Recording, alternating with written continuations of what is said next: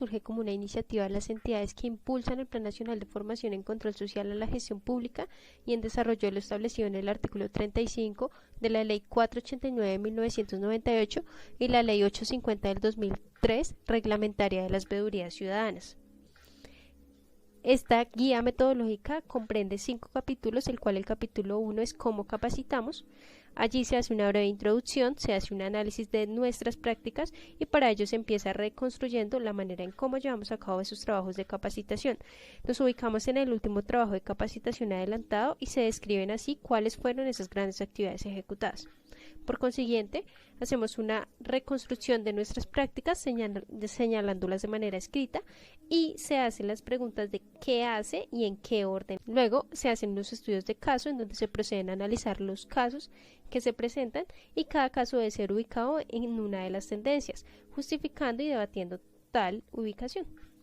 Por consiguiente, se hacen las tendencias de capacitación. Estas tendencias se hacen porque se agrupan en categorías una serie de características que, si bien no aparecen en todas las personas clasificadas en ella, comparten unos atributos comunes. Estas tendencias fueron clasificadas en 3 grandes categorías. Una es la exposición, que es como una clase tradicional en donde se hace una presentación y luego se hace una exposición, o se pretende hacer una motivación al público y luego se hace esa exposición. También hay que afirmar que el facilitador posee unos saberes que no tienen muchas veces las personas que acuden a esta capacitación y que obviamente debe poner a disposición de otros. El segundo es una superposición en donde se va a hacer una interacción limitada y por último es el diálogo intuitivo en donde se hace un planteamiento de los casos, luego se hace un debate, luego una exposición y luego se hacen otras actividades como la evaluación. Luego se debe resolver en cuál de las tendencias nos podríamos ubicar. Una vez terminando este análisis de casos, se pasa a una plenaria en donde cada grupo presenta su clasificación y se genera entre los grupos un debate. En caso de existir algunas diferencias, el facilitador expresa su punto de vista y se continúa en plenaria. Finalmente, cada uno de los participantes plantea en cuál de las tendencias señaladas cree que está ubicado y por qué. El capítulo 2 es presupuestos conceptuales para implementar una pedagogía del diálogo. Primero, se hace una ubicación general. Allí se expone el marco pedagógico que orienta la propuesta metodológica para realizar una capacitación en control social a la gestión pública. Allí se deben plantear los cómo del proceso de aprendizaje y se debe realizar una propuesta metodológica del diálogo que se fundamenta en varias corrientes y autores. Una puede ser la teoría del aprendizaje de Jean Piaget, una es la educación popular de América Latina de Paulo Freire, el socioconstructivismo de Vygotsky y el aprendizaje condicionado por las emociones de Maturana. Luego se hacen unos ejercicios previos como son la mancha, el rompecabezas de la T y el texto cortado. Por consiguiente, se hacen unas contribuciones del constructivismo en donde se hacen los aportes desde la escuela de la influencia de Piaget. Luego se hacen esas discusiones por fuera de la escuela en donde se hacen o se demuestran la antropología desde la historia, la filosofía y desde las comunicaciones. Luego se hacen esas convergencias y divergencias con la escuela formal. Pasamos al cuarto punto, en donde se hacen unos aportes desde la educación popular. Allí se mencionan como el diálogo en Paulo Freire y otros aportes de otros educadores latinoamericanos como lo son Rodríguez Vandrau, José Luis Corragio y Sergio Martinique. Luego se hace un desequilibrio cognitivo y zona de desarrollo próximo en donde se realizan los ejercicios del ejercicio de las sillas y la cinta de Moebius. Siguiendo a esto se hace un integrado de las emociones en donde mostramos integraciones como son las siluetas, el efecto Pygmalión o cabeza, corazón y manos, en donde la racionalidad es algo fundamental, no hay duda, pero las emociones son igualmente fundamentales. Y por último se hace la pregunta de cómo hacerlo, el conflicto y desequilibrio. Así se cambian de conflictuación a desequilibrio, este ámbito en el cual las interacciones se realizan en un clima de cooperación y donde los factores de orden emotivo son cuidadosamente tenidos en cuenta. Se hace la pregunta del qué hacer, una contemplación, una sustitución y negociación y se hace una zona de desarrollo próximo. Bien, ahora vamos con el capítulo número 3, las guías de trabajo, la concreción metodológica. Acá Vamos a explicar lo que son los pasos didácticos. Los pasos didácticos se deben adecuar como tal a las temáticas, a las exigencias logísticas, por ejemplo, lo que es el tiempo y a los públicos en los cuales se va a realizar, y no deben aplicarse de forma mecánica, ya que dependen de la situación y el contexto donde se desarrolle la actividad. Para comenzar, vamos a iniciar con el paso de sensibilizando. En este paso se crea una atmósfera adecuada para disponer a los participantes a que estén en confianza frente a otros planteamientos que se discutirán.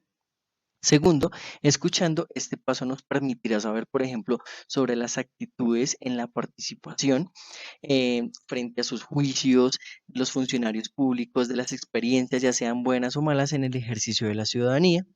Tercero, vamos a ver, dialogando, este paso hace referencia a la necesidad de que los participantes debatan entre ellos y que sean cuestionados sobre todos los aportes dados con el fin de profundizar y unir criterios. Esto nos llevará al paso de desestabilizando, el cual pretende reforzar la preparación de la recepción de otros puntos de vista, pues entra a desestabilizar las seguridades de los participantes, llegando así al punto de otros puntos de vista.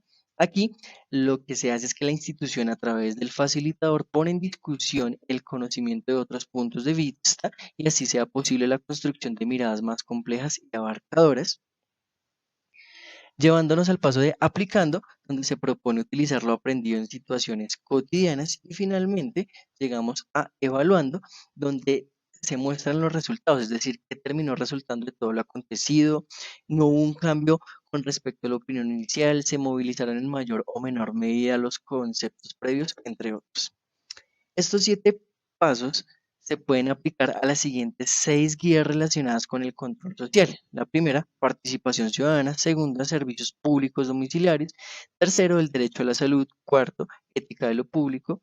Quinto, población vulnerable. Y sexto, mecanismos jurídicos para el control social. Ahora pasamos al capítulo número 4, proyectando la acción. ¿Qué se hace después de la capacitación?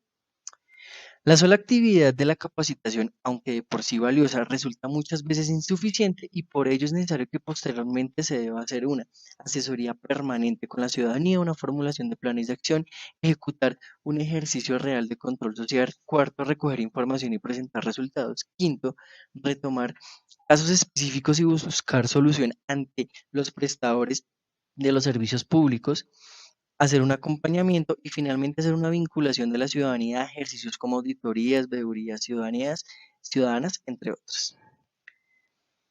Ahora vamos a ver la IAP, que es la investigación de acción participativa, la cual es una propuesta surgida en Colombia, actualmente difundida ampliamente en el mundo, y que surge como una reacción a las posturas positivistas que, como su nombre lo indica, plantean que en las ciencias sociales se debe proceder metodológicamente igual que en las ciencias naturales, o ciencias positivistas, creyendo que los seres humanos pueden ser manipulados como reactivos químicos o como ratones de laboratorio. Primero, la IAP parte de criticar la pretendida neutralidad de los investigadores. Segundo, sus investigaciones no se hacen simplemente para publicar libros, se hacen para actuar sobre la realidad con el fin de mejorarla, es decir, es una investigación para la acción, de allí salen las siglas IA. Y el tercer componente de las siglas es la participación. Esta hace referencia a que la investigación ya no es hecha exclusivamente por especialistas, sino que se hace con la participación de ellos. La IA, entonces, es básicamente una postura política frente a la investigación que opta por una ciencia comprometida con la acción transformadora y que implica la participación de los protagonistas. Conforme a lo expuesto, la IA, para dar una solución a un problema como tal, sigue los siguientes pasos. Primero, define los objetivos. Segundo, conforma un equipo. Tercero, hace una recolección de información. Cuarto, verifica la información. Quinto, genera conclusiones. Sexto, hace un plan de acción. Séptimo, hace seguimiento a ese plan de acción. Y octavo, hace una evaluación frente a los resultados obtenidos. Y algunos proyectos se podrían hacer en control social son los siguientes. Primero, en cuanto al presupuesto, ya sea ejemplo para hacer una vigilancia de las regalías, vigilar el plan de desarrollo, entre otros. Segundo, la salud. Aquí se pueden efectuar lo que son audiencias públicas, como por ejemplo, también están los servicios públicos en cuanto a temas de calidad del agua, regímenes tarifarios, entre otros. Cuarto, medio ambiente, donde se hace una capacitación en cuanto a la normatividad del medio ambiente, foros, entre otros. Y finalmente, lo que son redes de control social, donde se pueden efectuar veedurías activas, entre otros. se titula Mejorando el uso de los juegos existentes. Existen algunos programas de capacitación en el control social que no solo desarrollan módulos temáticos, sino que han desarrollado materiales didácticos que sirven como apoyo a las teorías, entre ellos juegos, videos o carteles. Al entrar a analizarlos, detectamos que a pesar de ser aportes significativos, pueden ser mejorados, con lo cual se optimizaría su utilización. Algunos de ellos, por ejemplo, más que enfatizar en la memorización de información, podrían, por ejemplo, propiciar la búsqueda y procesamiento de la misma. En otros, restarle un poco el papel excesivo que tiene la suerte y sumarle un poco el papel que se le da a la estrategia o a las decisiones que tomen los jugadores. El concepto de juego es inmensamente amplio. Se extiende desde considerársele una actividad que limita con el arte en la medida en que es libre, pero también puede ser en función de la educación, la religión o el arte. Los juegos de tablero se dividen en dos grupos, los de azar y los de estrategia. Los de azar, como escaleras y serpientes, en los que se sube o se baja de acuerdo a lo sacado en un dado, están regidos por el cálculo de probabilidades. Los juegos de estrategia, como el ajedrez o las damas chinas, se ubican en el estudio de la denominada teoría matemática del juego. En los juegos de azar, todo lo que se puede ganar o perder está determinado por las leyes probabilísticas. En los de estrategia, aunque algunos obedecen a estructuras matemáticas ya conceptualizadas, los resultados del juego dependen básicamente del plan elaborado por cada uno de los jugadores. Existen también los llamados intermedios, como el parqués, que involucran componentes de azar y estrategia.